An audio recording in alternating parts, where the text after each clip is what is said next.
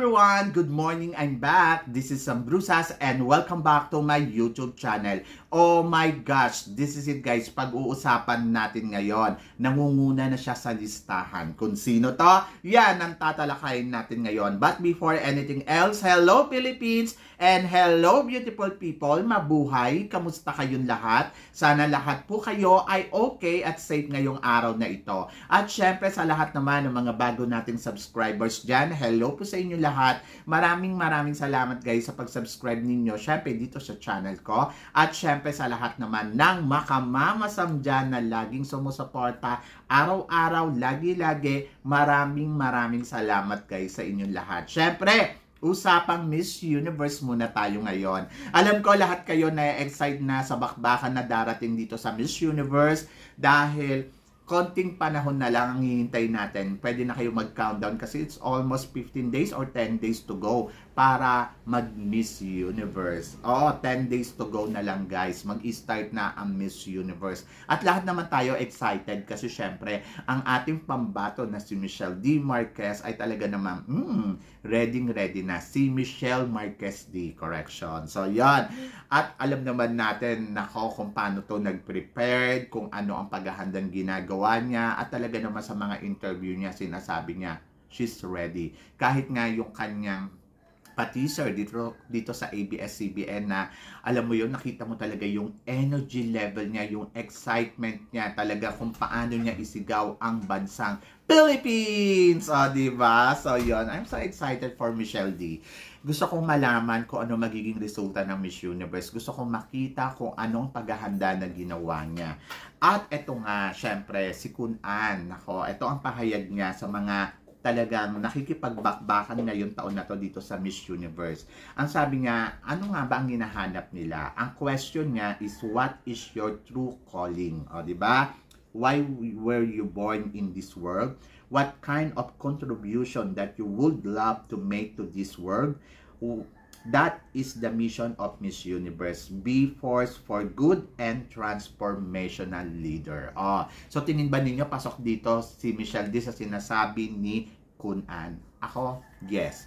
I think pasok na pasok si Michelle D dito sa transformational leader at saka sa sinasabi ni Kun An na be force for good. Dahil naman talaga si Michelle D, masasabi natin na isa sa mga unique, isa sa mga talagang legit na transformational leader na lumalaban dito ngayon sa Miss Universe ngayong taon na to.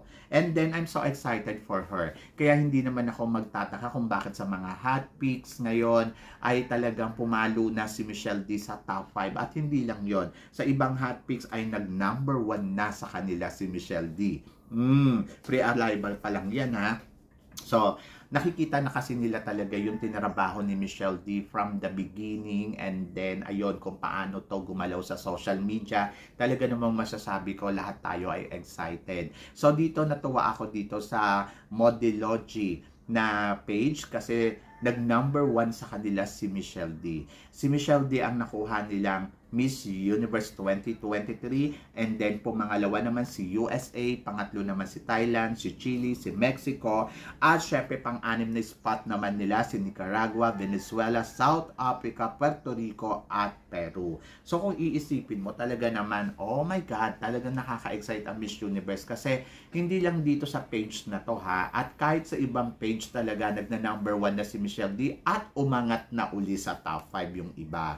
So I'm so excited. So, may nagtatanong nga sa akin, tingin ko daw ba, ito daw ba si Michelle D ay kaya nga ba talagang manalo ng Miss Universe? Oo naman, bakit hindi? Sa ipinapakita na advocate sa tinarabaho niya dito sa social media, pinatunayan talaga ni Michelle D na kung ano ang klase at quality na meron siya, kung ano ang mission na meron siya, at kung ano ang purpose niya, kung bakit siya sumasali dito sa Miss Universe. Malinaw lahat ipinakita ni Michelle D, kumbaga para sa aking plakado.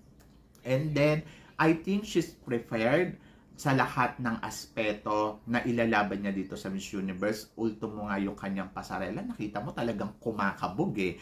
Plus, nandoon din yung kanyang styling na pwedeng i-offer talaga sa Miss Universe. I'm so excited about that kasi gusto kong makita kung anong styling talaga yung ipapakita niya. Plus, yung mga susuotin niya, I think she preferred everything. So, I'm so excited kasi malakas ang laban ni Michelle D sa competition ng Miss Universe. Do you agree? Ako, 100% na alam ko na kaya ni Michelle D talaga ang competition. And then, pwede daw ba mag-last two standing dito si Miss Philippines at saka si Miss Thailand? To be honest, yes.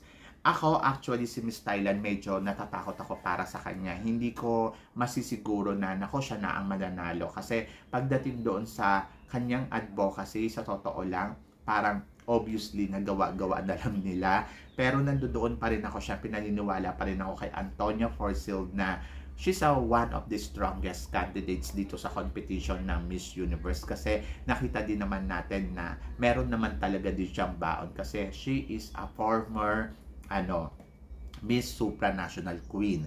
And then hindi biro 'yon. Malaking impact 'yon sa kanyang profile para sa laban niya dito sa Miss Universe kasi minsan ka na naging queen, ano ang quality na meron siya. So yun yung ipapakita niya sa Miss Universe kasi quality ang pag-uusapan, talagang may quality naman. Pero hindi ko lang alam yung quality niya ay pwede ba talaga manalo sa Miss Universe. Kasi ako, para sa akin, Michelle D is one of the quality. Hindi naman talaga siya nag-title sa Miss World or hindi siya nag-runners up sa Miss World. Pero yung quality na binuo ni Michelle D para sa competition na to, talaga naman masasabi mo 100% na legit. And then talagang masasabi mo na oy, pwede itong maging Miss Universe. And then, I'm so excited for Michelle D. Let's see, tingnan natin kung sino sa kanilang dalawa ni Antonia kasi pwede din talaga si Antonia ang manalo. But, in terms nga sa background talaga, mas makikitaan ng butas si Antonia at parang si Michelle D, hindi mo talaga makikitaan ng butas kasi she's almost a perfect talaga sa competition na to. So, yun yung aabangan natin. And then, pwede din daw ba mag-last two standing si Miss USA at saka si Miss Philippines? Yes, possible din kasi very strongest din yung pambato ngayon ng USA. And then, back to back para sa kanila, possible din kasi magaling din naman talaga yung pambato nila at kwalidad din naman ng pag-uusapan, meron talaga. So, parehas matindi yung laban And then, let's see, tingnan natin. So, silang tatlo ang nakikita ko na pwedeng mag-top 3 dito sa competition na to. But, syempre, hindi natin alam. Nasa girl yan na may destiny talagang maging Miss Universe. Pwedeng maging si USA, Philippines, and Thailand to, or pwedeng Thailand and Philippines, pwede din naman Philippines and USA, pwede din naman Thailand and USA. So, depende. Sa ngayon, ayan yung nakikita natin, pero hindi natin alam pagdating nila sa Miss Universe. But nasisiguro ko sa inyo na ang tatlong kandidatang to ay malaki at malakas ang laban nila sa competition. Sila yung mga biggest contestant talaga sa competition na to. Either Miss Philippines talaga makukonsider mo one of the biggest contender talaga dito sa competition ng Miss Universe ngayong taon na to. Do you agree? And then, so, malalaman natin yan. So, ngayon, marami ng update ngayon ang Miss Universe. Syempre, doon sa mga nagtatanong kung kailan ba ang kanilang competition, magi-start ang dating na registration and fitting sa November 4 and 8. So, ang haba, 4 na araw. Pero, sabi ni Michelle D, aalis na daw siya ng 31st ng October. So, expected natin next week magkakaroon na ng ingay at pasabog si Michelle D sa kanyang pag-alis sa Miss Universe, papunta sa Miss Universe.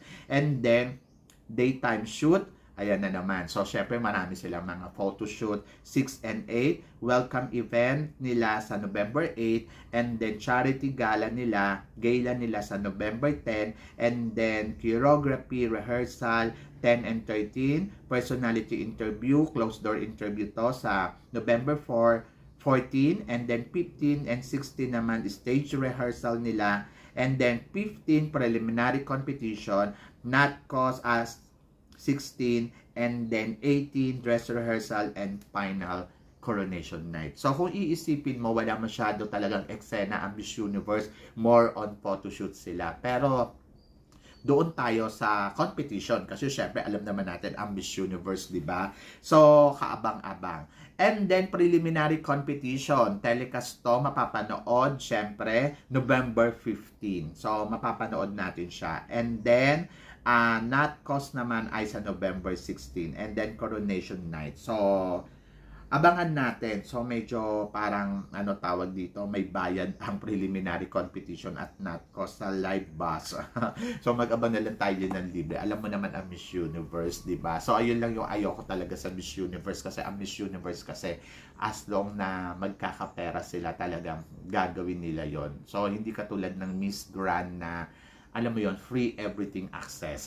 So, yon. So, I hope na mapalabas nila to ng libre. Hindi ko nga alam kung bakit hindi na sa YouTube. Dati sa YouTube to, di ba? So, ngayon, hindi na. But, it's okay.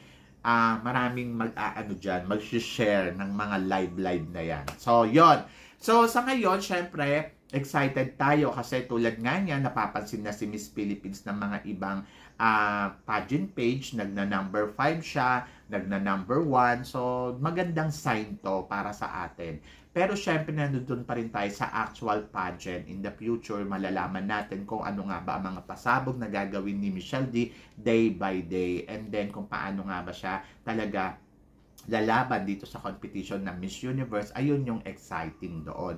But for me, ngayon inaabangan ko talaga kung ano yung mga pasabog, kung ano yung paghahanda, and then, let's see. So, yun. Diba? So, for now, masasabi ko na ready ang pambato natin dito sa Miss Universe. And then, 100% talaga I will support Michelle D sa competition na to.